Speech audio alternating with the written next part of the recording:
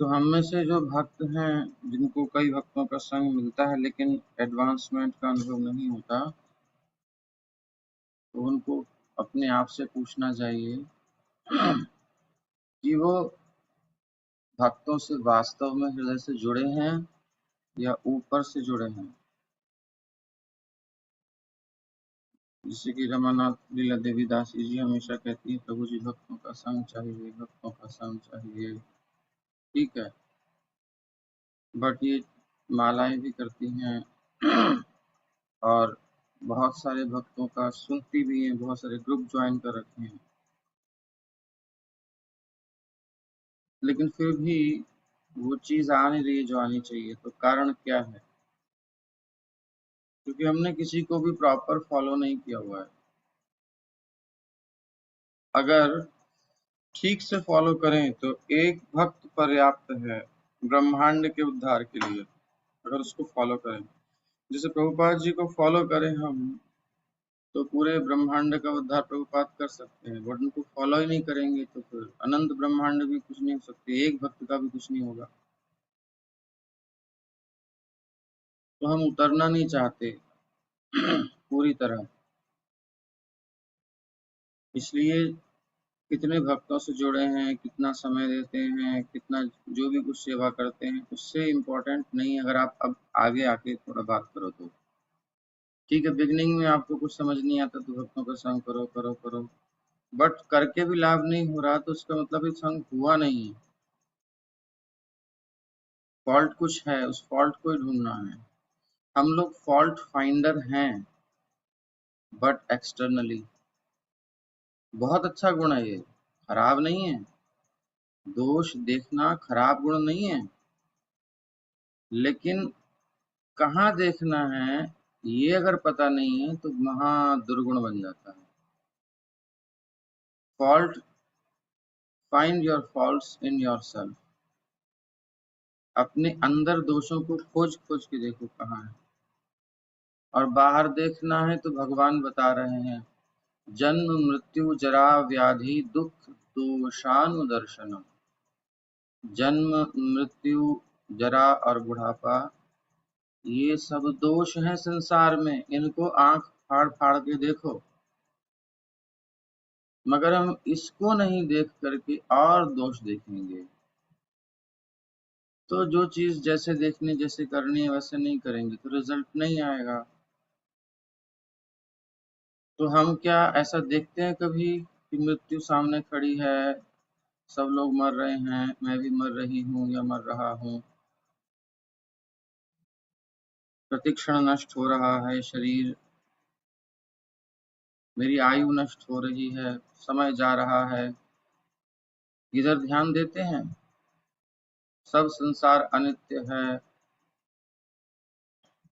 जब बढ़िया बढ़िया सिटीज दिखाई देती हैं, बढ़िया बढ़िया मॉल्स दिखाई देते हैं, बड़े बड़े आयोजन दिखाई देते हैं, तो हम उसमें जा कर के गपशप में मस्त हो जाते हैं, परचेजिंग में मस्त हो जाते हैं, खाने पीने में मस्त हो जाते हैं, एंजॉयमेंट करते हैं। उसमें जा कर के हमें होश ही नहीं रहता कि हम क्या करें। तो देखिए, ये कृष्ण भावना जो है ये बड़ी सेंसिटिव चीज है। शुरू में बहुत ध्यान देना होता है और शुरू में ही हम ध्यान नहीं देते, इसलिए बहु जन्म करे यदि श्रवण कीर्तन, तबु तना पाए कृष्ण पदे प्रेम धन। एक जन्म नहीं, एक घंटा दो घंटा छोड़ो, एक जन्म या बहुत जन्मों तक भी हम निरंतर हरिनाम करें, जो करना संभव नहीं है लेकिन कर लें, लेकिन ये दोष ना छोड़ें तो उसका लाभ नहीं मिल पाएगा। क्योंकि मेडिसिन अंदर जाएगी ही नहीं। मेडिसिन अंदर नहीं जाना मतलब अपराध होना। हरि नाम तो प्रीति देता है, हरि नाम महामंत्र एत स्वभाव, जेई जपे तारे कृष्ण उपजाए भाव। जो भी इस महामंत्र का जप करेगा उसे भाव की प्राप्ति होगी कृष्ण के प्रति। किंतु अगर हमें उस प्रकार का अनुभव नहीं हो रहा है या जो हो रहा है वो थोड़ा बहुत है तो वो कुछ नहीं है, वो काम नहीं आएगा। इसलिए जीवन में टेस्ट होते रहते हैं छोटे छोटे। जैसे बच्चा पढ़ाई करता है तो उसके टेस्ट होते हैं, फिर एग्जाम होता है बड़ा वाला। तो टेस्ट इसलिए होते हैं ताकि तुम समझ जाओ, क्योंकि एग्जाम में फाइनल में पास होना है। यहाँ पीछे रह गए तो आगे कम से कम कवर कर लेना। जो टीचर हैं वो ये जानते हैं, यही उद्देश्य है जहाँ तक हम समझते हैं। बाकी टीचर्स जानते हैं। तो ऐसे ही हमारी लाइफ में बहुत सारी प्रॉब्लम्स, बहुत सारी सिचुएशंस आती हैं, like a test. Simple simple conditions आती हैं, छोटी छोटी चीजें आती हैं। उस टेस्ट में हमें पास होना होता है और अपने को खुद मार्क देने होते हैं कि हम कहाँ हैं। छोटी छोटी घटनाएं, ज्यादा बड़ी नहीं। खुद को ऑब्जर्व करते रहना चाहिए कि अभी हम क्या करें, अभी हम क्या करें, अभी हम क्या करें। क्योंकि ये एग्जाम हमें खुद को ही देना है, इसमें किसी की हेल्प मिलने वाली नहीं है। तो छोटी छोटी जीवन की घटनाएं जो सडन घटित होती हैं, अचानक प्लान्ड नहीं होती है हमारे दृष्टिकोण से, वो अचानक हमारे सामने परिस्थितियां आती हैं, उससे हमको समझ में आ जाता है। उसके बाद रियलाइज करना चाहिए कि मैंने क्या किया, सही किया या गलत किया। थोड़ा चिंतन करना चाहिए, और अगर कहीं गलती हुई है तो क्यों हुई है, क्या हुआ, कैसे हुआ, फिर कैसे इम्प्रूवमेंट करना है, ये हमको देखना होगा। और जो भक्त से हम जुड़े हैं तो उन्हें व्यावहारिक बातें भी सीखनी होंगी, क्योंकि व्यवहार में अगर कच्चे रह गए तो फिर परमार्थ में कभी सफल नहीं हो सकते। या तो फिर सब कुछ त्याग करके एकांत वासा, झगड़ा न झांसा। आप आ गए हो बरसाना, वृंदावन, गोवर्धन, अथवा जहां आप रहते हो वहीं कहीं आपने एकांत खोज लिया है। जीवन यापन के लिए जो आवश्यकताएं हैं वो आपकी पूरी हो चुकी हैं। अब आपको किसी से कोई मतलब नहीं है। आपने हरिनाम का, भागवत का, इन सब का आश्रय ले लिया है। यूट्यूब पर या इस फेसबुक पर या फोन पर, इस पर नहीं। आपने ग्रंथ का आश्रय लिया है, माला का आश्रय लिया है। अब असत चर्चा बंद, कोई चर्चा नहीं करते हो, किसी से संपर्क ही नहीं है तो फिर कोई मतलब ही नहीं है कुछ होने का, वो बात अलग है। लेकिन जब व्यवहार में, संसार में है, कुछ आदान प्रदान चल रहा है तो बहुत आवश्यक है समझना। इसलिए देखना चाहिए कि कितने भक्तों का हम संग कर रहे हैं और कितनों का हम सच्चे अर्थ में कर रहे हैं, कितनों का हम ऊपर से कर रहे हैं। तो जितने ज्यादा संपर्क बनाएंगे उतनी सावधानी रखनी होगी,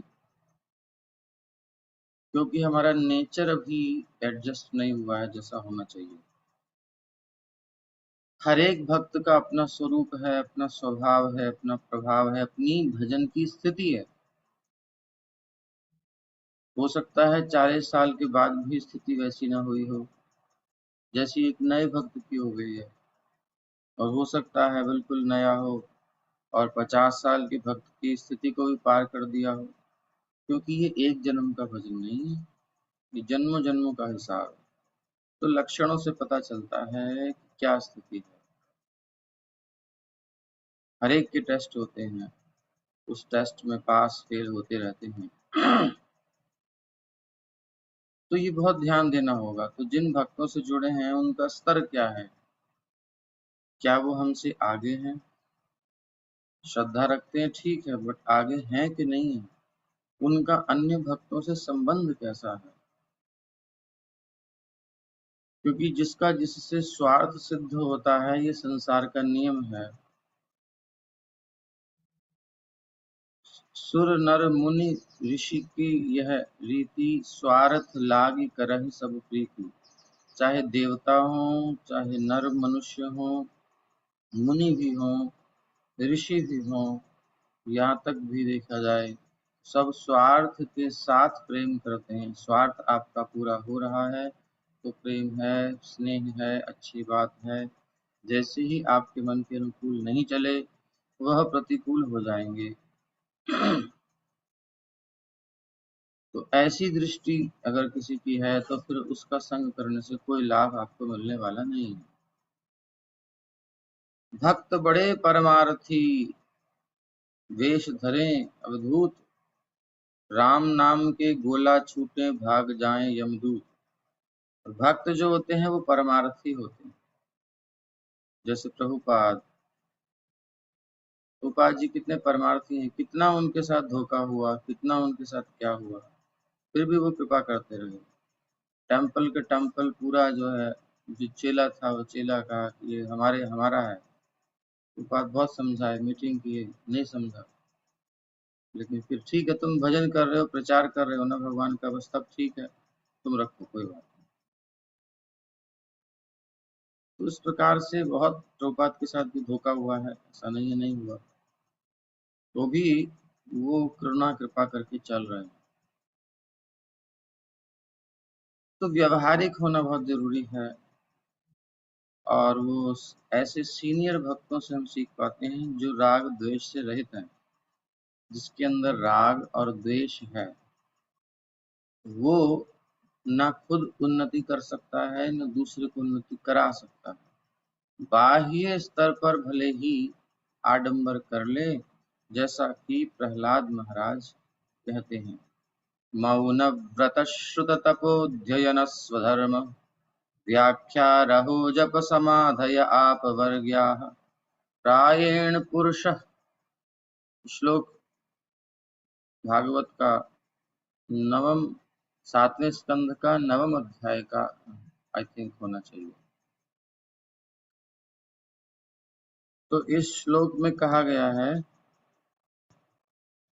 मौन व्रत श्रुत तपोध्ययन स्वधर्म, व्याख्या रहो जप समाधय आप वर्ग्या। प्रायः परम पुरुष ते त्वजितेन्द्रियाणां, वार्ता भवन्त्युत न वात्र तु दाम्भिकानाम्। प्रहलाद महाराज महाभागवत हैं। महाभागवत की दृष्टि में सभी भक्त होते हैं, ये तो आप जानते हैं। उत्तम भक्त जो होता है वो सबको भगवान के साथ जुड़ा हुआ देखता है। लेकिन उन महाभागवत का वचन सुन लीजिए, वो भी इसको सावधान कर रहे हैं। कुछ लोग मौनी बाबा बन जाते हैं। 10 मार्ग हैं, 10 विधियां हैं भगवत प्राप्ति की। उन 10 प्राप्ति विधियों में से एक है मौन रहना। कुछ साधु होते हैं मौन रहते हैं, आपने देखा होगा, बातचीत नहीं करते वो अपने में, ताकि वो इन्वॉल्व ना हो, ताकि कोई मिस्टेक ना हो। मगर ऐसे लोगों के भी झगड़े होते हैं, पता है आपको, चाहे वो बाबा जी हो चाहे कोई हो। तो हमने देखा है आंखों से, भयंकर झगड़े होते हैं। क्यों? क्योंकि मौन रहने का अर्थ ही नहीं जानते। वो क्या स्लेट रखते हैं, कागज रखते हैं, तो पढ़ते हैं कुछ, इसकी ये कुछ न्यूज, वो जो भी कुछ इधर उधर की, मौन रहते हैं। तो भैया मन तो तुम्हारा नाच रहा है, मौन क्या खाक रखा है? तो मौन का मतलब समझे ही नहीं वो। प्रहलाद महाराज कहते हैं, कोई मौन रखता है, किसी से बातें नहीं करता है, मौन व्रत, व्रत रखता है, श्रुत, बहुत श्रवण करता है, अध्ययन करता है, लगा रहता है, ये साधन तो कर रहा है, सभी प्रकार के वैदिक ज्ञान को संचित कर रहा है, बड़ी नॉलेज है प्रभु जी को, महात्मा जी को या बाबा जी को, जो भी है। तपस्या करता है, उसके जीवन में ऑस्टेरिटी होती है। इस बात को जब तक हम करेंगे नहीं, समझेंगे नहीं। घर छोड़ देना कोई बड़ी बात नहीं है। घर छोड़कर सांपों के बीच में रहना हमने करके देख लिया। व्यवस्था नहीं है लाइट की, वहां भी रह के देख लिया। भोजन का ठिकाना नहीं है, वो भी करके देख लिया। किधर जाएं क्या करें कुछ पता नहीं है, कोई मनी का हिसाब किताब नहीं है, कोई आइडेंटिटी नहीं है, कोई जान पहचान नहीं है, वो भी करके देख लिया। लेकिन हृदय शुद्ध नहीं होगा इन चीजों से भाई। करते रहो, करोड़ों उपाय कर लो। जो जुड़े हैं पुराने वो जानते हैं, देखा है उन्होंने। सब चीजें बंद करके, आदमी सब बंद कर देता है, फोन बंद नहीं कर पाता, वो भी करके देख लिया। वासना नहीं जाती हृदय से, कुछ नहीं होने वाला इन चीजों से। ये तपस्याएं किसी काम की नहीं है, अगर इनमें वो मूल चीज नहीं है जो कि प्रहलाद महाराज बता रहे हैं। दाढ़ी बढ़ा लेना, साबुन इत्र फुलेल न लगाना, ऐसी बहुत सी चीजें हैं। भोजन स्वादहीन भोजन करना ताकि जीवा का वश में रहे, किसी से वार्तालाप न करना। इस प्रकार की कई चीजें कर करके देखिए, आपको समझ में आ जाएगा। कुछ होने वाला नहीं है जब तक मूल चीज नहीं हुई। वेदाध्ययन करना, ये वेदाध्ययन करना बहुत बड़ी बात है। वर्णाश्रम धर्म के कर्तव्यों को पूरा करना। अब ये सब सन्यासियों का हो गया। अब जो गृहस्थ हैं वो भले ही गृहस्थ रहे हों, लेकिन सब नियम कर रहे हो, फिर भी काम नहीं बनेगा। शास्त्रों की व्याख्या करना, बड़ा सुंदर व्याख्यान देते हैं। किसी भी शास्त्र से पूछ लो महाराज जी से, सबका सुंदर बखान कर देते हैं, बड़ा सुंदर व्यवस्था देते हैं और सुंदर समझा देते हैं। प्रभुपाद जी गीता में बता रहे हैं कि पढ़ता है, समझा भी देता है, लेकिन फिर भी उसका उद्धार नहीं होता है। कैसे समझोगे इस चीजों को जब तक खुद एडवांसमेंट नहीं करोगे? जब तक हम अपने आप को आगे नहीं रखेंगे साधना में, तब तक हम दूसरे को भी नहीं समझ पाएंगे, ठगे जाएंगे। ये कुछ नहीं है, कुछ नहीं है। बड़े बड़े सन्यासी शाप दे देते हैं, एक दूसरे को गाली दे देते हैं, सब देखा गया है। बाबाजियों के तो लड़ाई झगड़े होते हैं। अब क्या बताएं, क्या करें क्या ना करें। तो इसलिए इन चीजों को देखना चाहिए। वर्णाश्रम धर्म के कर्तव्यों को भी पूरा कर लो, शास्त्रों की व्याख्या कर लो, खूब एक्सप्लेनेशन कर लो, एकांत स्थान में रह लो, मौन मंत्रोच्चार करो, मौन रहते हैं, मौन मन में मंत्र जपते रहते हैं, समाधि में लीन रहते हैं। समाधि बहुत ऊंची स्थिति होती है, उसमें लीन रहते हैं। लेकिन जैसे ही अपने मन के अनुकूल नहीं होता, श्राप निकलता है मुंह से। ये सब चीजें जब आएंगी तो ये जो 10 विधियां हैं मोक्ष की, ये विभिन्न विधियां सामान्यतया उन लोगों के लिए व्यापारिक अभ्यास, बिजनेस बन जाता है और जीविका उपार्जन के साधन बन जाते हैं। कैसे बनते हैं? रमेश बाबा जी बता रहे थे, वो कुछ समय मौन रहे, तो वही गहवर वन की बात है पुराने समय की। तो पीपल का वृक्ष आज भी है, वहीं सामने बाबा जी बैठे हुए थे। तो कोई दर्शनार्थी दर्शन कराने के लिए दर्शनार्थियों को लेके आया, वो गाइड कोई, और कहता ये महात्मा जी कितने सालों से मौन है और ऐसा है और वैसा है। बाबा हंस रहे, अभी तो हमने मौन शुरू किया है, कितना लंबा बना दिया हमने। तो सब प्रणाम करे बाबा को, चले गए। बाबा मौन थे, क्या बोलते। तो ऐसे लोग करते हैं। तो मौन रहना भी, और कुछ लोग होते हैं, बहुत सारी ऐसी चीजें मिलती हैं, वे मौन रह करके श्रद्धा बनती। बाबा मौनी बाबा, मौनी बाबा, मौनी बाबा तो हैं, लेकिन मन में कितना बोल रहे हैं पता नहीं है, और क्या क्या करते हैं।